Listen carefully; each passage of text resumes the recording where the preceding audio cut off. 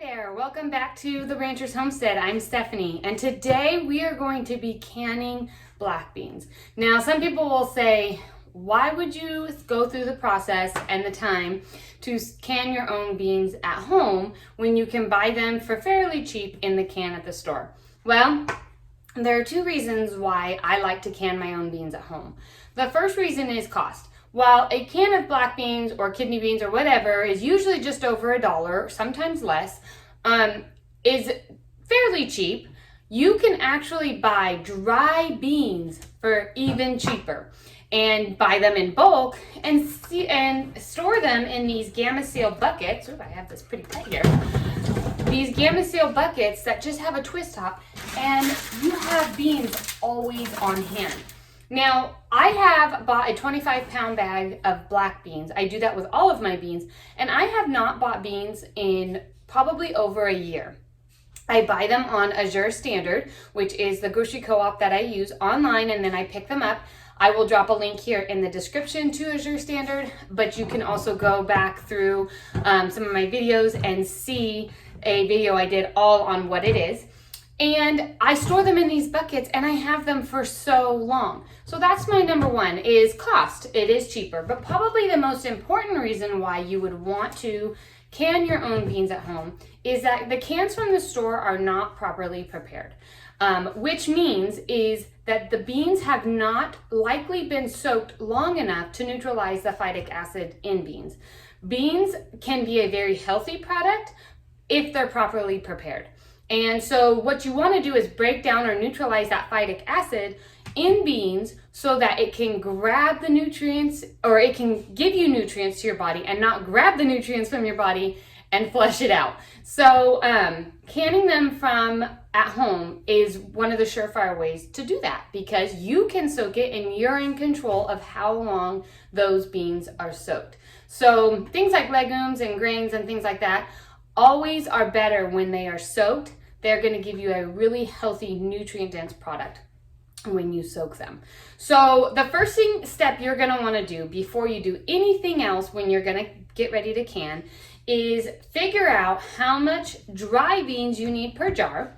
And that is an easy thing to do. So for pint-sized jars, which is what I always can with for beans, is 3/4 of a cup. So I know that my pressure canner holds 7 pint-sized jars, and so I'm going to do 3/4 of a cup per pint-sized jar into my big pot over here.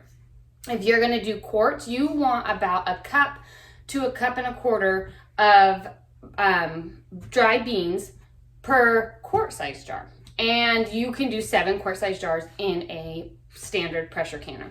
So the first thing I'm going to do is I'm going to get all of my dry beans into a pot.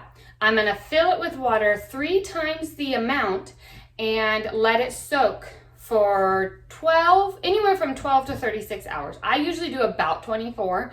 If you go over 36 hours, you might get some different tastes, or they might break down too much. So you're wanting to neutralize the phytic acid in your beans, and then also it will absorb a lot of water as they sit there and soak. So you definitely want to make sure you have plenty of water in your pot, that they're always completely covered while they're in their soaking process. So I'm going to get my beans in my pot, I'm going to cover it with water, and we'll be back here in about 24 hours to start the canning process. Okay, so my beans have soaked for just over probably about 16 hours. And now I'm ready to move on to the next step. I have my canner over here warming up with my jars washed with warm soapy water and in the canner. The canner has about a few or several inches of water in it. You definitely don't need your jars submerged because you're not water bath canning, but you don't want your water to run out, and beans take a long time in the pressure canner. So you want to make sure that you have enough water in it that you're not going to run out of water. Now I have rinsed my beans that were soaking, so I dumped that water out and I refilled it with water just to cover on the beans.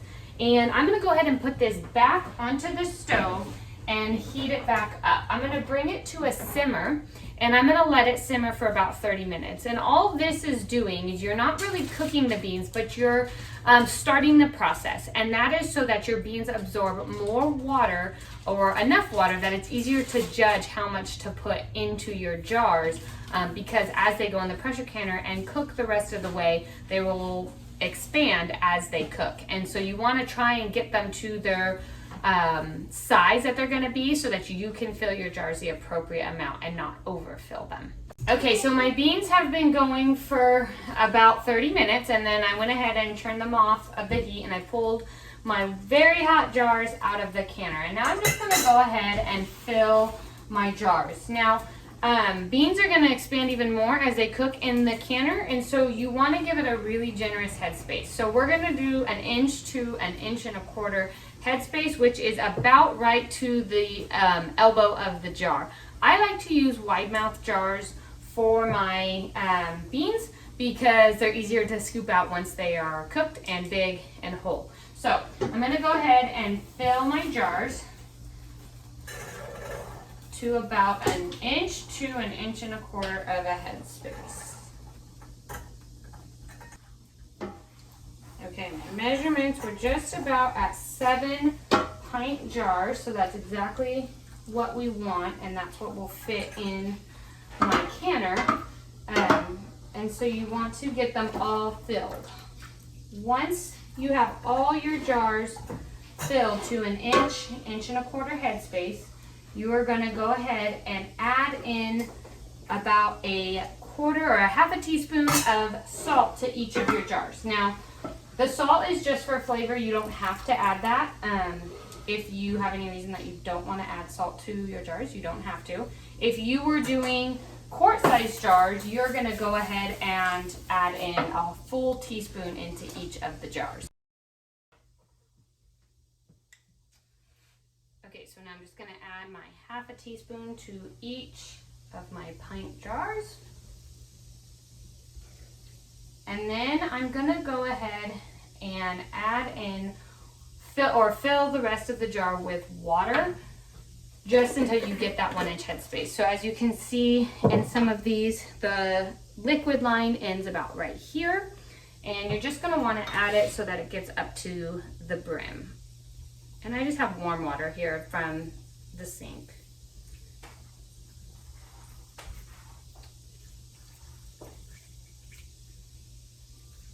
Now, it is important to remember that your beans are going to cook in the canner, and so you need to make sure that your headspace is correct so that it doesn't seep out. So if your headspace is not correct, the water is going to, or the liquid is going to seep out of your lids, and then you may get bowing and not have a proper seal in the end. And then you went through all this work and you didn't get a proper seal. Now I'm just going to stick this little tool down and get out any of the air bubbles. If I need to adjust the liquid line at that point, I will. And so when you get out air pockets or any air bubbles, you'll see that your liquid level changes. If it goes way below the 1 inch line, then you'll want to add a little bit more water to get it back to that 1 inch.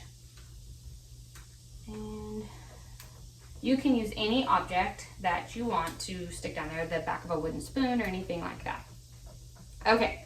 So now that I made sure, and it looks like all my levels stayed fairly the same, I'm going to take a clean dish towel and just wipe the rims of each of the jars. You want to make sure that your rims are very, very clean. If there is any speck of salt or anything on it, you will not get a proper seal. And again, you'll do all this work and then not have a jar that you can put on your shelf. So really make sure that your rims are nice and clean. And a lot of times, because I'm using the same jars year after year, I'll take my finger and just kind of rub the rim of them. Make sure that there's no nicks or anything that I have missed, because that also will cause you to not have a proper seal. So once you've done that, you'll take your nice clean lids and cap each of them.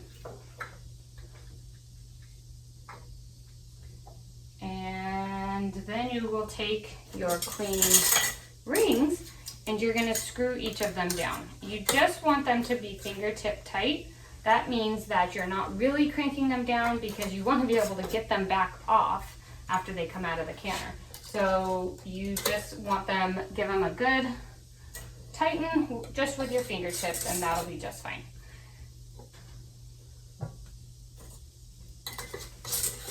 Once you have all of your rings and your lids on and in place, you are ready to get these into the canner. So my canner has been heated up this entire time, and it's not at a rolling boil, it's just heating up, as you can see the steam. And I'm gonna go ahead and put in all of my jars. You wanna make sure that your jars are not completely submerged in water, but that you have enough water in your canner that it's not going to run out while it's in.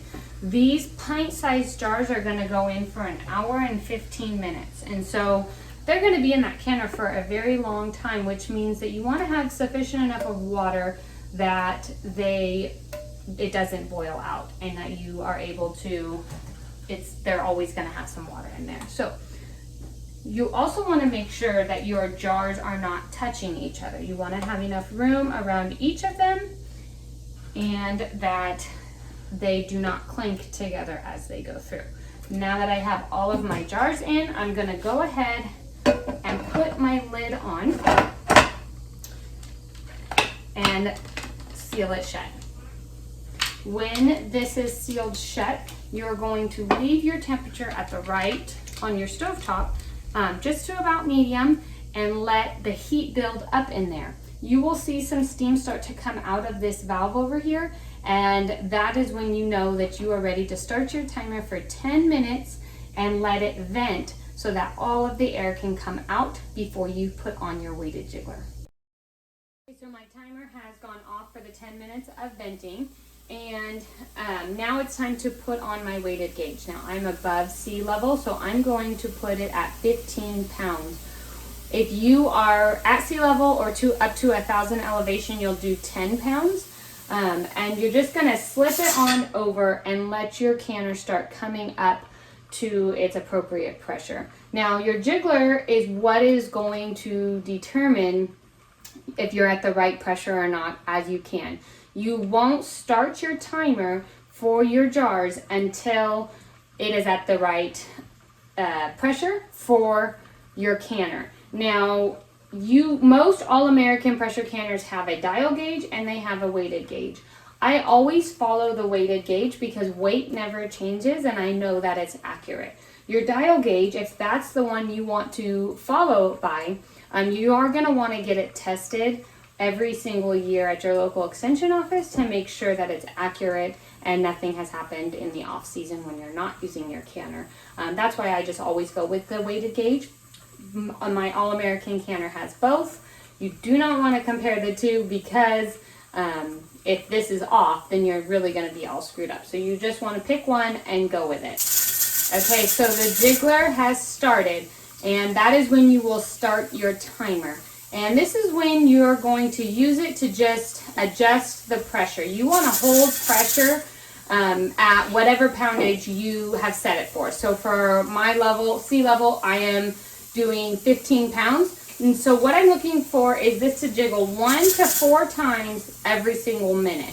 And then you just kind of hold it right there during the duration of your timer. For pint jars on beans, on these black beans, you're going to want to process them for 75 minutes. That's 1 hour and 15 minutes. If you are doing quart jars, you're going to do it for 1 hour and 30 minutes.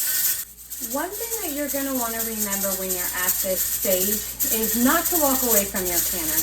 You can go and do something else kind of within earshot, but you want to always make sure that you can hear that jiggler, because if it's not jiggling 1 to 4 times every single minute, then you are not going to be at the right pressure the entire duration of the hour and 15 minutes or the hour and 30 minutes that your beans need to be in this canner at that pressure to be safe for shelf stable. So remember that you can go do something else, but make sure you can hear your canner, or somebody can hear your canner that knows what they're doing, that can make sure that you are maintaining that pressure for the entire time of the processing period.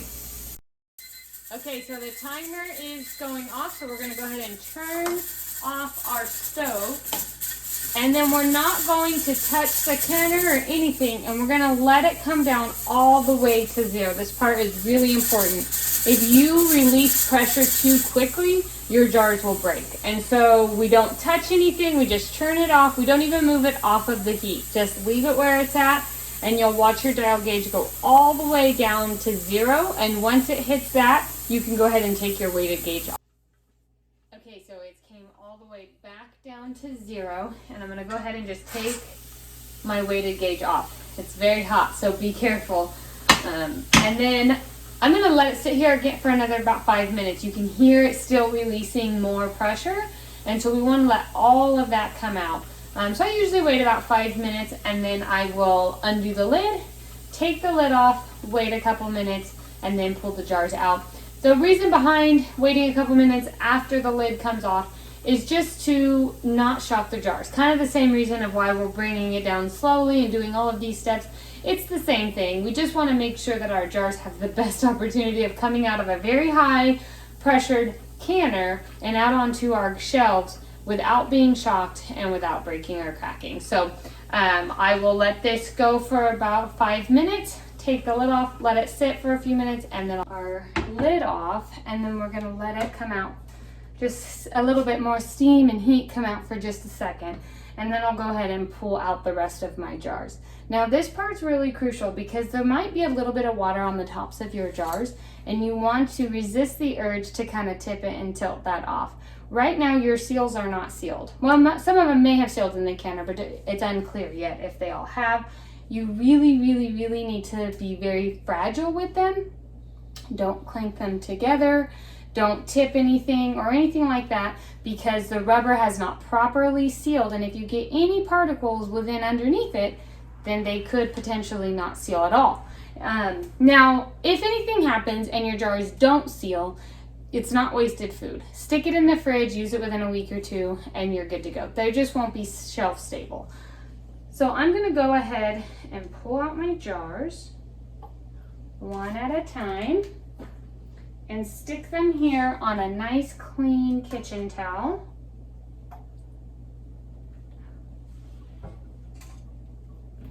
And you're going to want to let your jars sit and cool down for at least 12 to 24 hours. I usually leave mine overnight, and then I go back the next morning and rinse them off or wipe them off depending on if anything's on the outside, and then take the rings off and label them. One thing, if you've watched any of my canning videos before, I never store any of my jars with the rings on. This could potentially give you a false seal, and so I always remove them. So I will see you back here. Okay, so it has been over 24 hours and your black beans are completely cool. You don't have to go 24 hours. You just want them to be at least 12 hours, something where it's just, you know that everything is cool from the inside out. And then I just go through and I just touch the top of each of my jars and make sure that the seal has been sealed properly. And how you'll know that is the middle section will bubble back at you like a Snapple bottle. If you've ever had a Snapple bottle and once you've cracked it open and you keep hitting the top, it makes like a popping sound back and forth. That's how you know it did not seal properly. If all of them are pushed down and sealed properly, then you're ready to move on and get them on your shelf. So I just go ahead and take all of the rings off and I wipe them clean with a clean.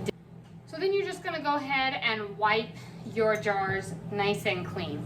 And this is just to get any grimes that they got on in the canner or anything like that. Now I'm going to label my jar with the contents that are in it and the year. So I just put on here black beans 2021. You can go as far as putting the month on there. I don't feel it's necessary. I just know we use them up within a year and they're good.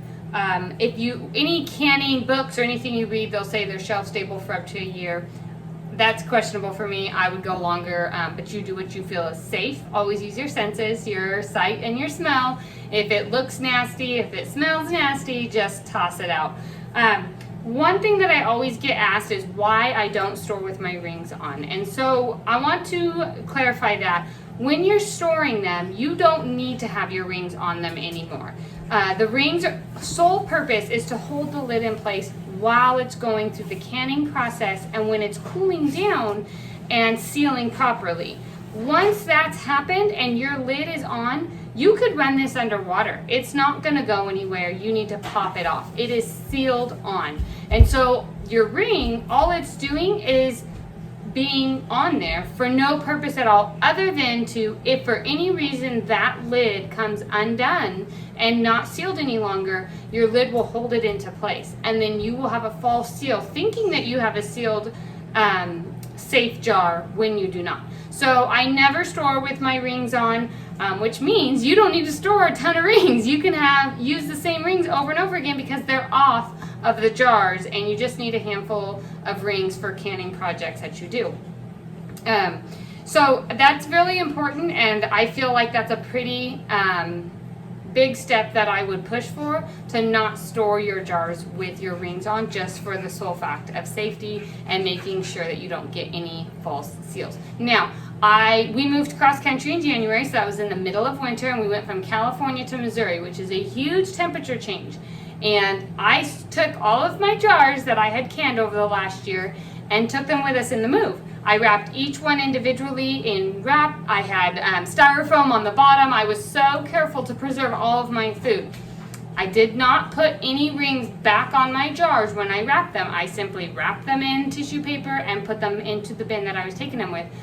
But the fluctuation of temperatures was pretty big, because I came from 50-degree lows and highs to snow.